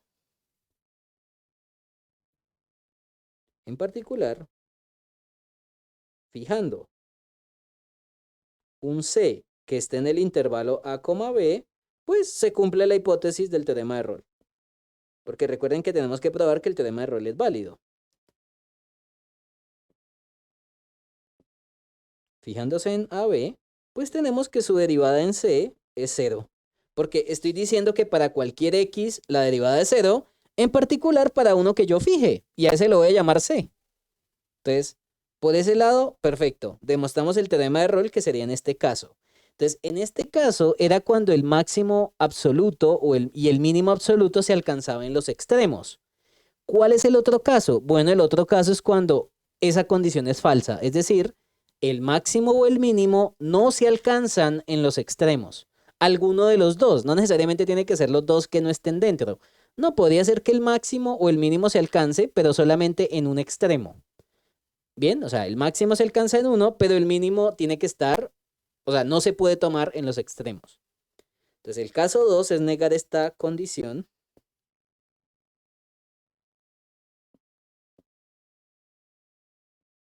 Y pues lo vamos a definir con una O. El caso 2, como es negación de una I, acá sería una O. La M o sea, la M mayúscula o la M minúscula no se alcanzan,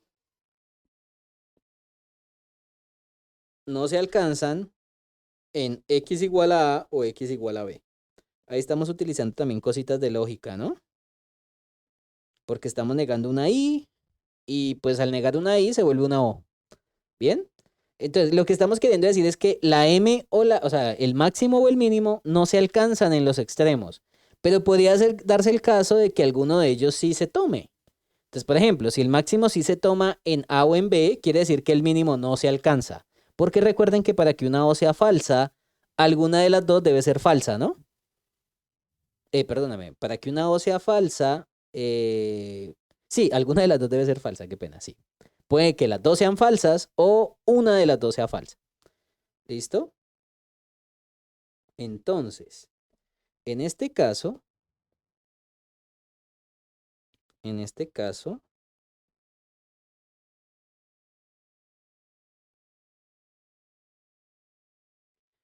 entonces, M o M minúscula, para que sean falsas, la O, las dos tienen que ser falsas. Entonces, en este caso, ni M. Bueno, aunque no, en realidad el caso más general sería cuando M o sea, el máximo o el mínimo no se alcanza en X igual a B. Es decir, o la podemos decir, ven y la escribo más bien más bonita acá. Entonces, en este caso, el máximo M o el mínimo M,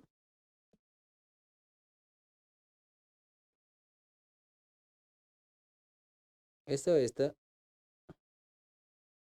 no se alcanza alguna de las dos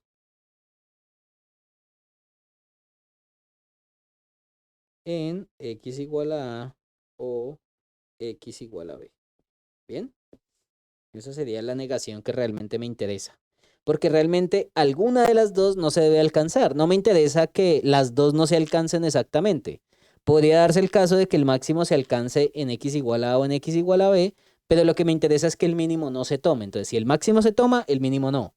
Y si el mínimo se toma, el máximo no. Entonces ya de esa manera, ahora sí podemos estar tranquilos con la negación. Esto es lo que me faltaba. El que la palabra alguna de las dos. ¿Bien? Perfecto. Y ustedes dirán, bueno, ¿y la prueba de ese caso 2 cómo se hace? Bueno, pues con el teorema que hicimos ahorita. Entonces, sí, por ejemplo, M se alcanza en un C que está en el intervalo AB, porque recuerden que aquí estamos diciendo es que la M no se alcanza en los extremos. Quiere decir que si el máximo no se alcanza en los extremos, obligatoriamente se alcanza dentro del intervalo. Bien, por el teorema anterior,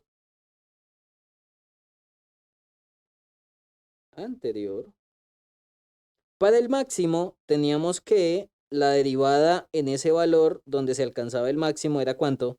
Cero. Que eso era lo que habíamos hecho por aquí arriba. Recuerden que acabamos probado de que si tomábamos el máximo, entonces su derivada automáticamente era cero, pero teniendo en cuenta que el máximo se alcanzaba en un valor.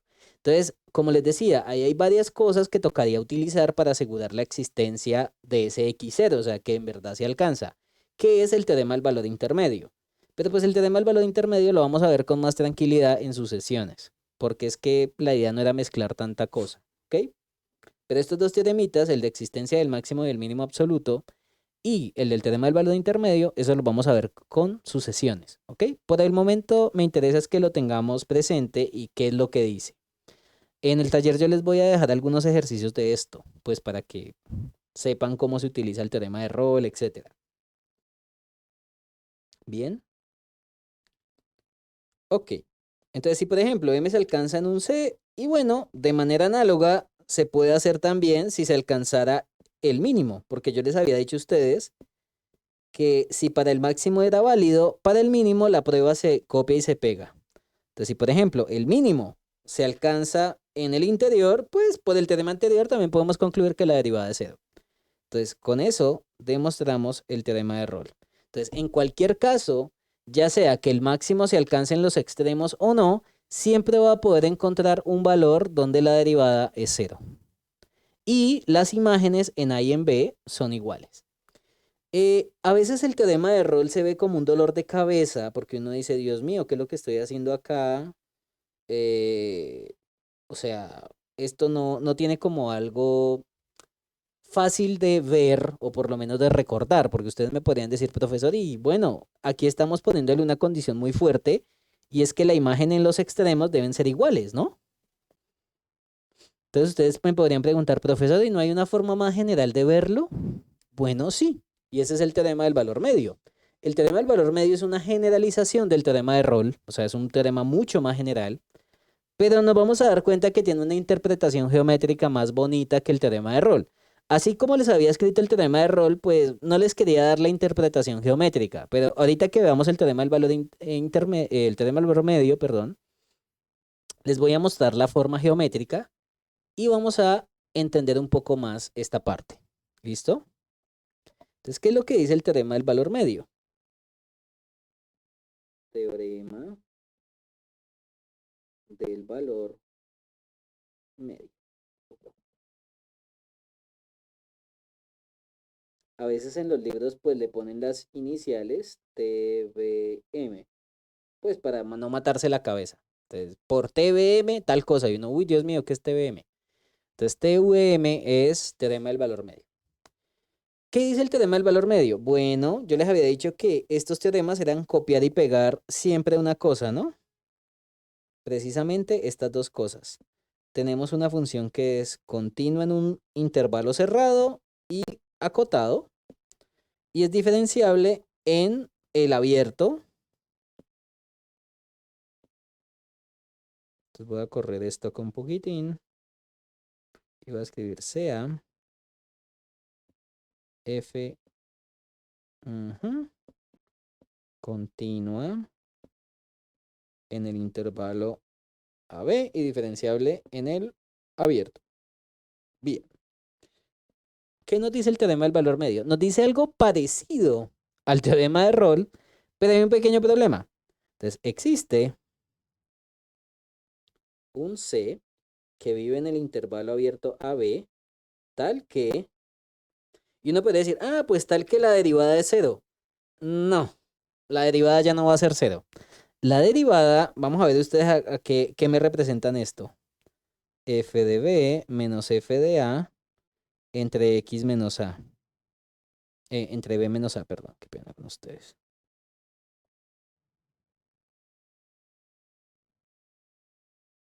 ¿Vamos bien, chicos?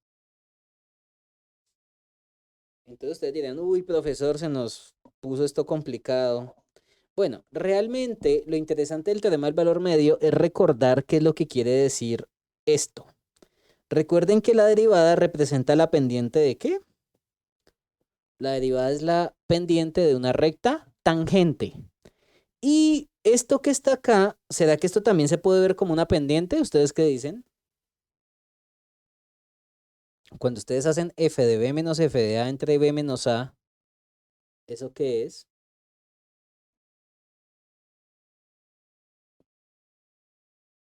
Entonces voy a hacer un gráfico para explicar lo siguiente, porque es que realmente la parte interesante del teorema del valor medio es que se puede representar en términos de pendientes, porque es que uno a veces se le puede olvidar el teorema del valor medio. Y bueno, sí, yo sé, uno es humano, uno se le puede olvidar las cosas. Pero también uno podría encontrar una forma de recordar el teorema del valor medio. Tengan en cuenta que en el teorema del valor medio no me están pidiendo que las imágenes en los extremos sean iguales. ¿Se dan cuenta que esta es una gran diferencia con el teorema de Rolle? El teorema de Rolle te pedía obligatoriamente que las imágenes en los extremos fueran iguales. En el teorema del valor medio no te están poniendo esa condición. Entonces tú dirás, uy, Dios mío, ¿yo cómo trabajo eso? Bueno, intentemos hacer un dibujo antes de, digamos, por ejemplo, que por aquí está f de a que aquí se movió, bla, bla, bla, y digamos que f de b está por acá.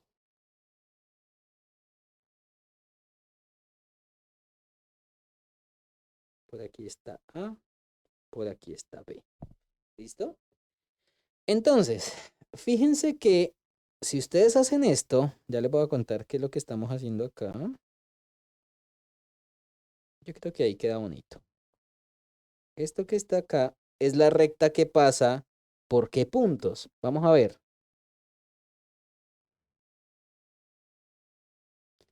Fíjense que estos puntitos tienen unas coordenadas muy especiales. B, bueno, lo voy a hacer un poquito delgado. B, F de B, ¿verdad? Porque es B con su imagen en Y. Y este otro punto, ¿qué coordenadas tiene? A, F de A.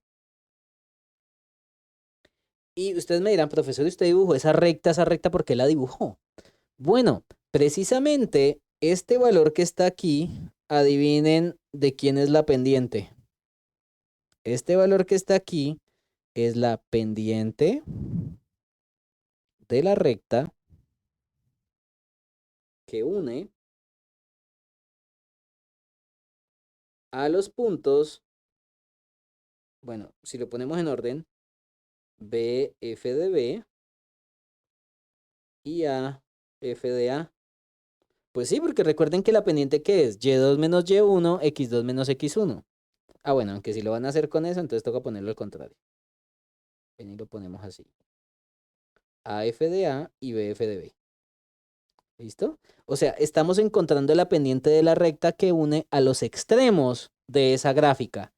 Entonces ustedes me podrán decir, bueno, ¿y qué es lo que me está pidiendo esto? Bueno, lo que te está diciendo es que tú puedes encontrar un punto donde la recta tangente es paralela, porque miren que una es la pendiente de la recta tangente en C, ¿no? Que la vamos a poner si quieren de color moradito. Esto que está acá, recuerden que la derivada en un punto es la pendiente de la recta tangente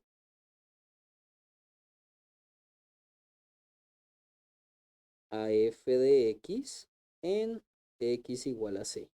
¿Listo? Entonces fíjense que los dos términos se pueden representar en términos dependientes.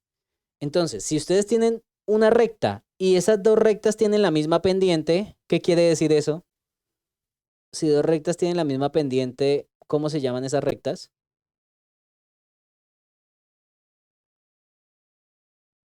Cuéntenme. Pues, si dos rectas tienen la misma pendiente, quiere decir que son paralelas. Entonces, lo que usted realmente va a tener que buscar acá es un punto donde la recta tangente sea paralela a esa recta que usted dibujó de color rojo. Entonces, voy a hacerla un poquito más pequeña, pues porque no necesito una recta tan larga. Y la voy a poner de color moradito. ¿Listo? Entonces, ¿usted qué es lo que va a hacer? Se va a poner a jugar a buscar un punto en donde la recta tangente sea paralela. Por ejemplo, acá me serviría ese puntito en donde la recta tangente es paralela a la recta roja. Pero usted me podría decir, profesor, ¿y pueden haber más de uno? Claro, pueden haber más de un valor que le sirva de C. Por ejemplo, miren, aquí hay otro. Por ejemplo, en este mismo gráfico, aquí hay otro. Se dan cuenta que pueden haber muchos valores de C que le sirvan como ¿qué? Entonces, por ejemplo, estos valores que están acá, usted puede decirme, mira, en este puntito, ahora sí, en este puntito, C, pues la pendiente de la recta tangente es paralela a esa recta roja. Y también podrían haber tomado otro C, o sea, el valor de C no tiene que ser único, pueden haber más de un C. ¿Listo? Entonces, una manera bien bonita de interpretar el teorema del valor medio, por lo menos de manera geométrica, es la siguiente. El teorema del valor medio asegura la existencia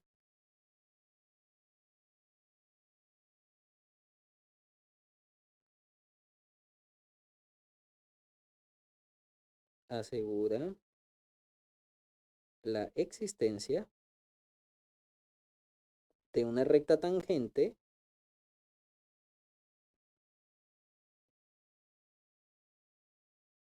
que tiene la misma pendiente de la recta que une AF de A y BF de B. O sea, son dos rectas que son paralelas. Eso lo vimos cuando estábamos viendo rectas normales, ¿no?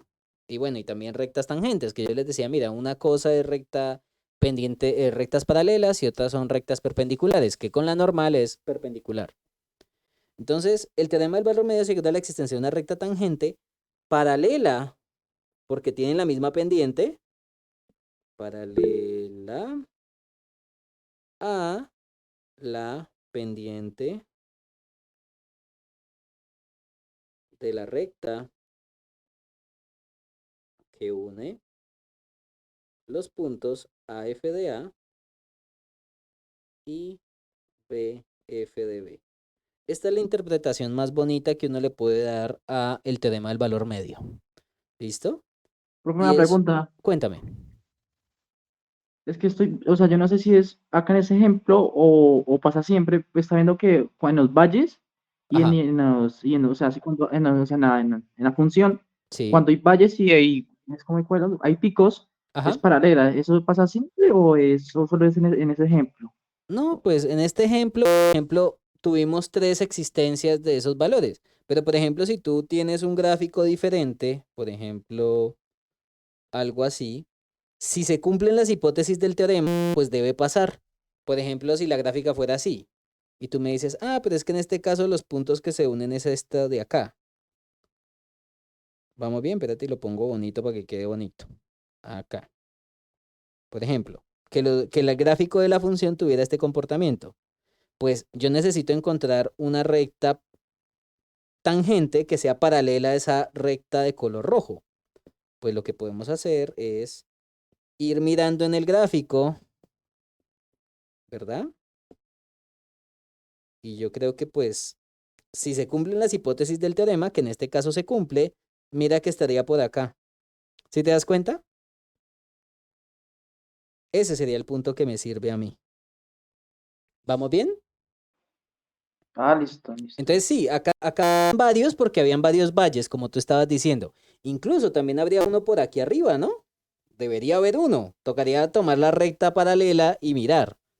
¿Bien? E incluso también uno por acá. Entonces, fíjate que podrían haber muchos. Yo no te puedo decir que sea único el valor de C que tú encuentres con el teorema del valor medio. Pero lo interesante es relacionarlo de manera geométrica, porque ustedes con algo gráfico es probable que se acuerden mejor del teorema. ¿Ok? Entonces, esa es la interpretación básica, o por lo menos la interpretación geométrica del teorema del valor medio. Pero pues recuerden que como estamos en una clase de matemáticas, ¿qué es lo que nos toca hacer? Demostración.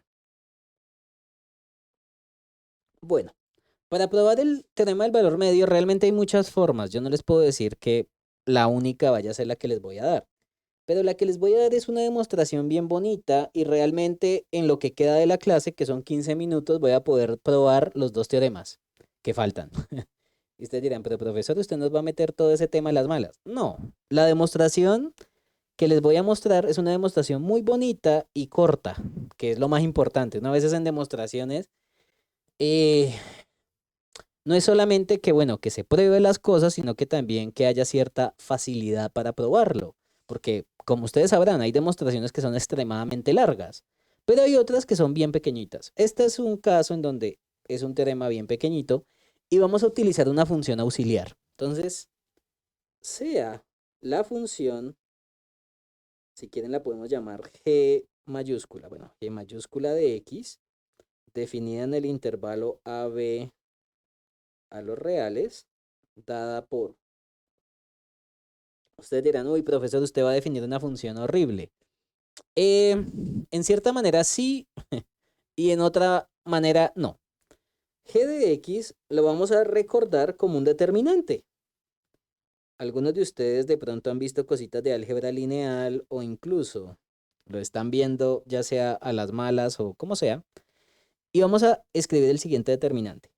1, X, f de X 1A, f de A, 1B, f de B.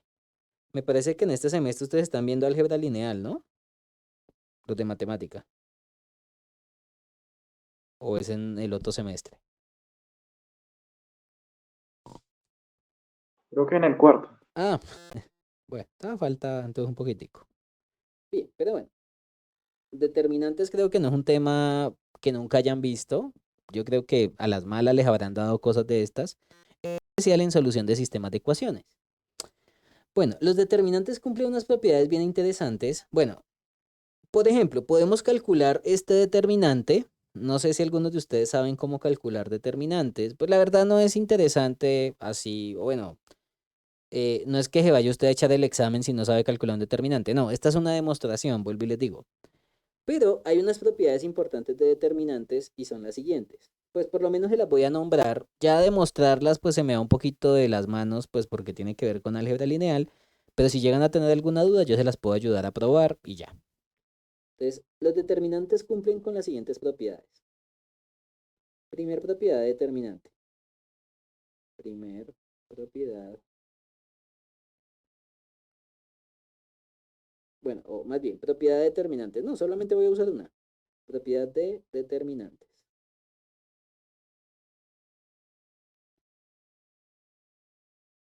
Si filas, dos filas o columnas de un determinante son iguales, el determinante es cero. Esta es una propiedad bien interesante de determinantes, pero bueno, realmente la vamos a poder verificar en lo que tenemos acá. Ustedes dirán, profesor, ¿y cómo se calcula un determinante? Bueno, más adelante lo van a ver, aunque si quieren yo les puedo ayudar a calcularlo. Y se hace de la siguiente forma. Para calcular un determinante, ustedes hacen lo siguiente.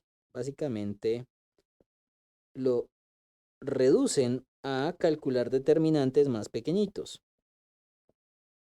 Tranquilos que ya les voy a explicar qué es lo que estoy haciendo acá, solamente que pues yo lo quiero hacer un poquito más rápido para dejar todo ordenado. Y el otro es este. Listo. Tranquilos que ya les voy a explicar de dónde estoy sacando estas ordenaciones, ¿ok? Pero quiero dejar que todo sea copiar y pegar, pues para facilidad de todo.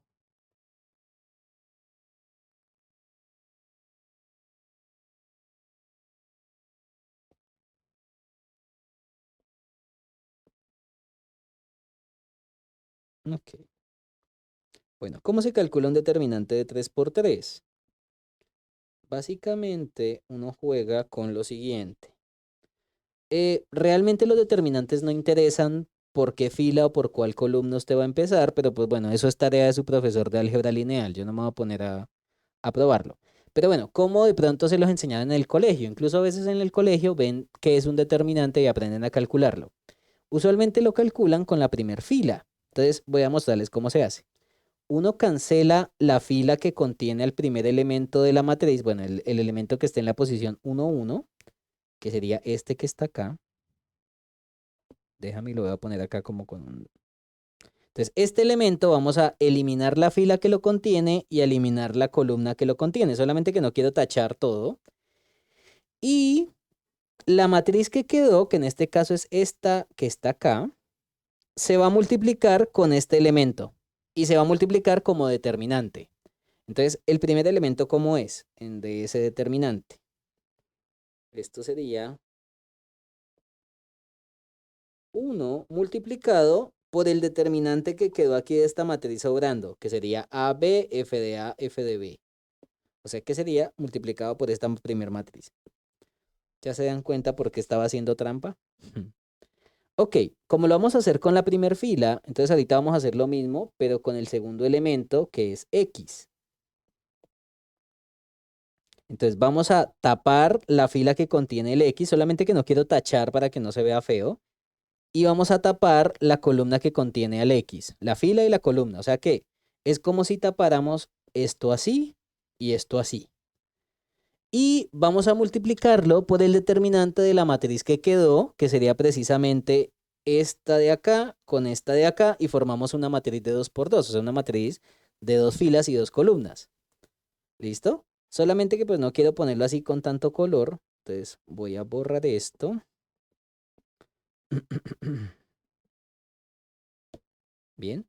Y quedaría la matriz sobrando, que sería 1 f de a f de b.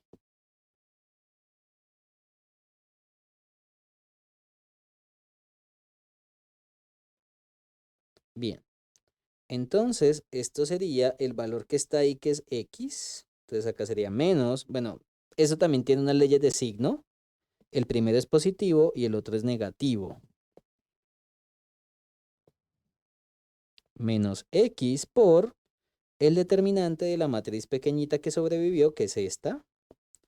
Y el último sería más, que ya ahorita les voy a poner colorcitos a esto. Más f de x, que sería el otro elemento, por, si tachamos fila y columna, nos quedamos con esta matriz. ¿Listo? 1A, 1B. Que esa es la que puse ahorita, pero ahorita les voy a poner así colorcitos para acordarnos. 1A, 1B. Ok. Y esta, si quieren, la vamos a poner de color rojo.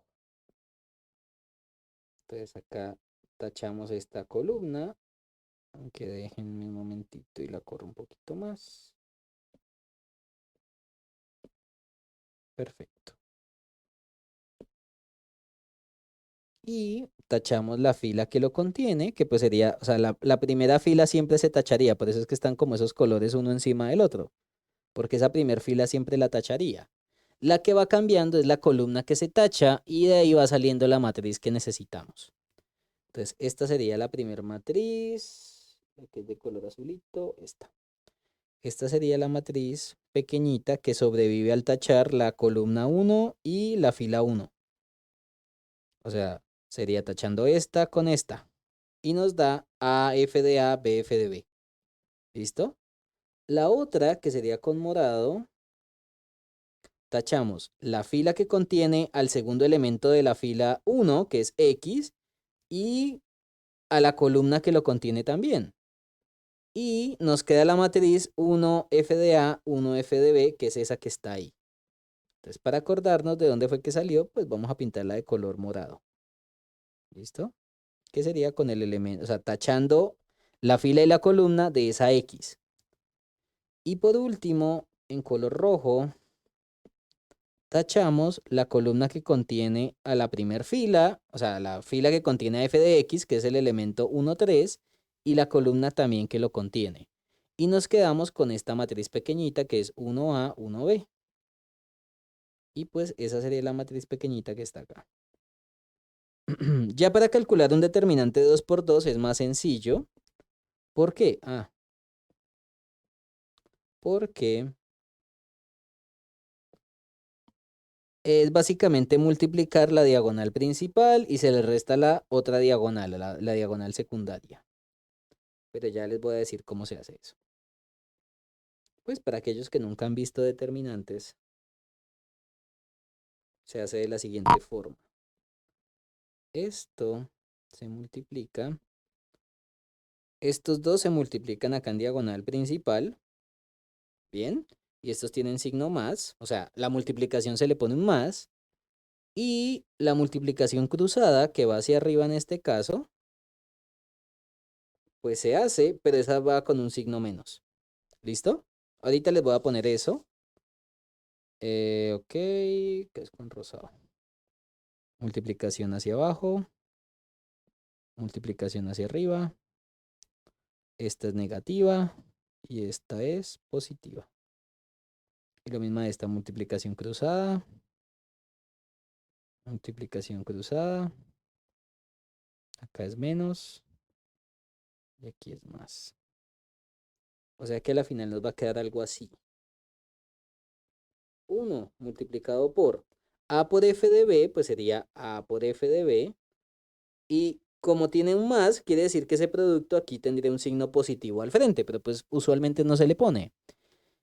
Y quedaría menos b f de a, porque recuerden que el producto de la diagonal hacia arriba se le pone un menos. ¿Listo? Entonces te quedaría menos b f de a. El otro sería menos x por 1 por f de b, y ese producto es de signo positivo, entonces no se le pone nada enfrente. Y el producto de la diagonal contraria, 1 por f de a, tendría un signo menos, o sea que te quedaría menos f de a. Y el otro valor, uy, salud. Y el otro valor sería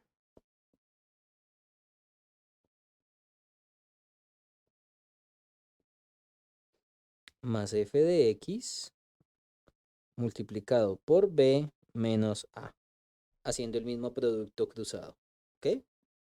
Entonces, a veces en los libros botan esta función así, o sea, escrita pues de una manera horrible, porque uno dice, Dios mío, ¿yo cómo me voy a acordar de esta cosa tan fea?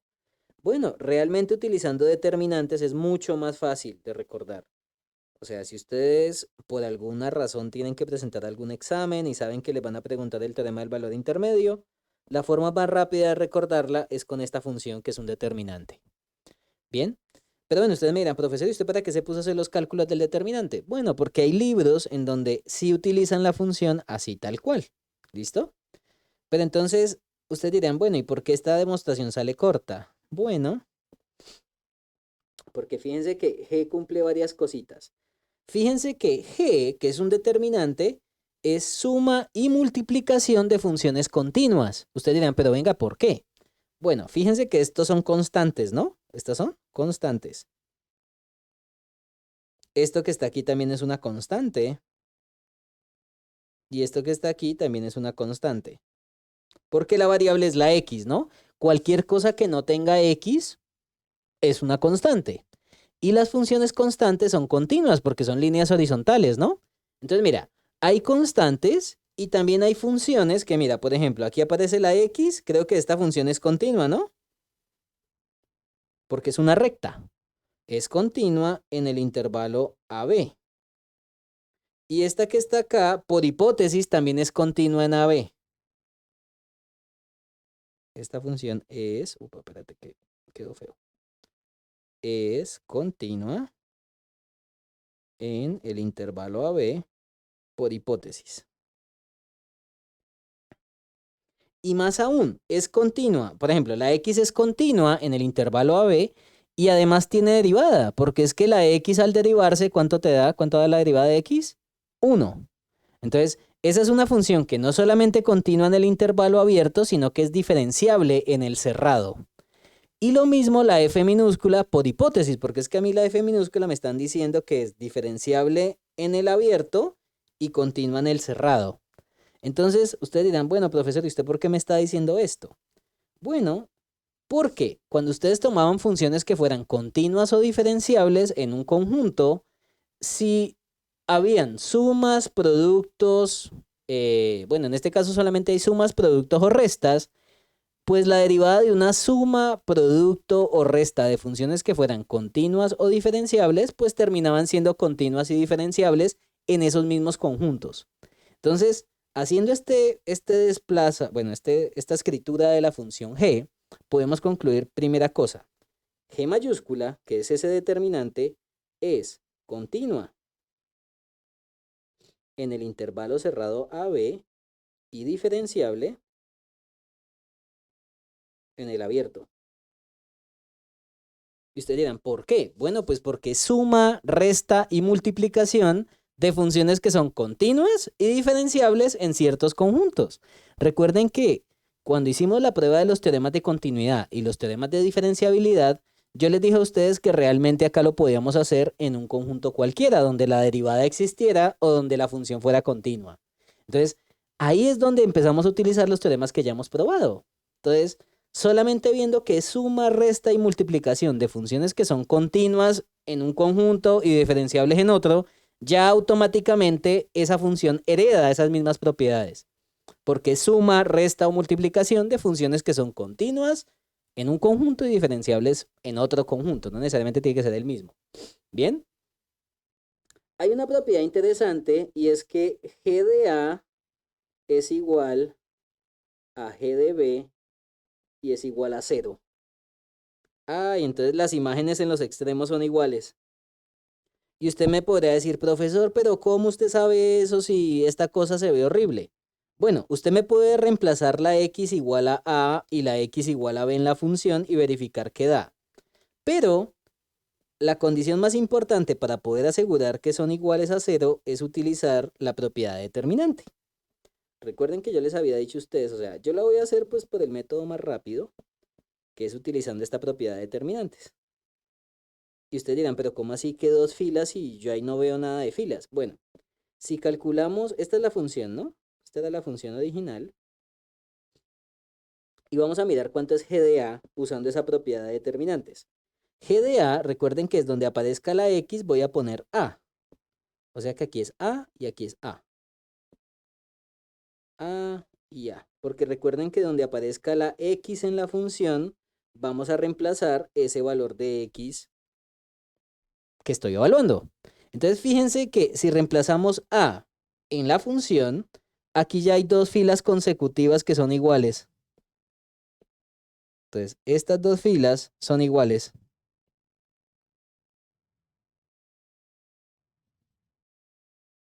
Dos filas iguales. Bueno, y si las dos filas son iguales, por la propiedad de determinantes, si dos filas o columnas de un determinante son iguales, el determinante automáticamente es 0. Entonces, si ustedes utilizan propiedades de determinantes, sale rápido que G de A es igual a G de B y además es igual a 0. ¿Bien? Pero bueno, ustedes lo pueden verificar también con la función que les escribí acá. O sea, si quieren aquí reemplacen la X por A o la X por B y se van a dar cuenta que todo se cancela y te va a dar 0. Entonces, claro, uno podría hacerlo directamente con la función o también podría hacerlo con propiedades de determinantes. En el caso de G de B, usted me podría decir, pero ¿por qué en B es igual si ya no las dos filas no son iguales? Bueno, la 1 y la 2 no son iguales, pero creo que la 1 y la 3 sí. Si reemplazamos ahora la X por B, acá sería F de B. Bien. Entonces, donde aparezca la X ponemos B. Pero fíjense que ahora las filas que son iguales son la 1 y la 3. Entonces, estas son dos filas iguales. Y si las dos filas son iguales, automáticamente 0. Entonces, esta condición sale rápido si conocemos propiedades de determinante, que es muy probable que más adelante las vean, no importa. Pero pues recuerden que yo como docente, pues la idea es hacer la prueba bonita, pero también que sea rápido. Entonces, fíjense que esta función g de x cumple unas propiedades que me parece que ya las vimos en un teorema. Es continua en el cerrado, diferenciable en el abierto y las imágenes en los extremos como son. Iguales. Creo que en ese caso era el teorema de Rolle. Entonces, probar el teorema del valor medio lo podemos hacer utilizando el teorema de Rolle que ya lo probé.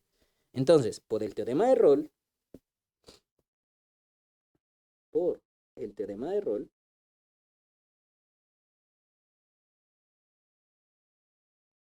existe un C en el intervalo A, B, tal que G' en C es igual a 0.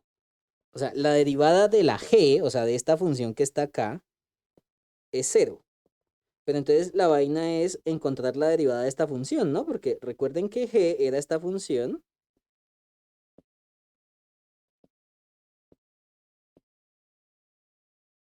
G de X es esta función, ¿no? Pues yo necesito calcular la derivada de G de X para poder evaluar en C. Entonces acá hay una cosa interesante, ¿y cuál es? Bueno, identificar constantes. Fíjense que todo esto es una constante porque no depende de X, esto también es una constante y esto es una constante. Cuando ustedes derivan, por ejemplo, si hay una constante sola, la derivada de una constante es 0, o sea que todo este pedazo que es una constante, su derivada se va a volver 0. Más, tenemos constante por función. Saco la constante, que es f de b menos f de a, por la derivada de la función, que sería la derivada de x, que es 1, más, saco la constante, b menos a, y la multiplico por la derivada de f, que pues sería f' de x. O sea, fíjense que aquí estoy utilizando las propiedades de derivadas que vimos, que la derivada de una constante es 0 y la derivada de una constante por función, saco la constante y la multiplico por la derivada de la función. O sea que la final, g' de x es f de b menos f de a por 1, pues sería f de b menos f de a, más b menos a por f' de x. Esa sería g' en x. Pero usted necesita saber es cuánto es g' en un valor c. Yo no sé quién es c, es un número. Pues donde aparezca la x, vamos a poner c. Porque recuerda que cuando usted calcula la derivada como función, para calcular la derivada en un valor en específico, pues cambiamos el valor de la x por ese valor en específico. Entonces, g' en c sería f de b menos f de a más b menos a por la derivada en c igual a 0. Y si ustedes me despejan la derivada en c, espérate que yo acá me comí un menos. Qué pena con ustedes, aquí es menos, porque ese x es negativo. Y ahora sí. Todo esto que está acá, perdón, tiene un menos. Todo esto que está acá tiene un menos. Y ahora sí va a quedar bonito. Y si despejamos la derivada, pues llegamos al teorema del valor medio. F de b menos f de a entre b menos a. Y terminada la demostración. ¿Listo? Entonces, bueno, chicos, este es un teorema muy importante. Como les decía, en su taller, yo creo que ya este fin de semana les envió el taller. Aquí hay un pequeño esbozo de cuál es su taller, porque me gusta usualmente escribir las cosas. Eh, pero pues voy a ver si lo paso ahorita. Bueno, ahorita no sé. Bueno, o mañana por la mañana. Yo quiero enviarles eso ya mañana, el taller 3 y de paso el taller 4. ¿Listo? Y de esa manera pues salimos de esto. Entonces, chicos.